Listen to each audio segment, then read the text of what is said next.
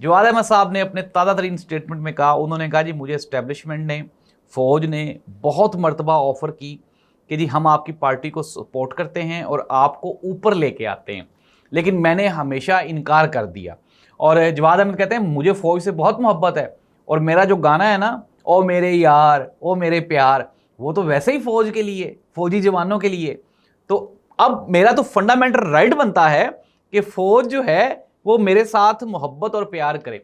नाज़रीन, किस्सा मुख्तसर ये, जवाद अहमद साहब के साथ ये जो बंदा है नाचीज़ है, इसने भी 1 साल गुजारा है और मैं जवाद भाई को इंतहाई करीब से जानता हूँ कि किस तरह के डिसिप्लिन्ड आदमी हैं, किस तरह की बड़े सियासतदान हैं, मुदब्बर आदमी हैं। अब मेरा हासा निकल रहा है, अब आपने इसको हासा ही समझना है और मजाक लाइटर नोट पे लेना है।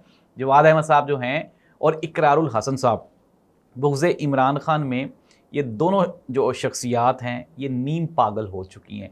इदनान सदीकी जो कराची के एक बड़े एक्टर हैं और इकरारुल हसन के करीब हैं, इनके साथ ही साथ वसीम बादामी इकरार का बहुत करीबी साथी है, दोस्त है, दरीना साथी।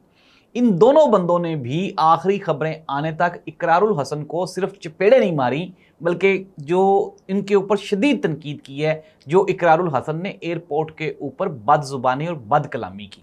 और साथ ही साथ इकरारुल हसन ने ना सिर्फ इसके ऊपर पशेमानी का इजहार करे, उल्टा आके सीना चौड़ा करके कह रहा है कि मैंने ठीक किया।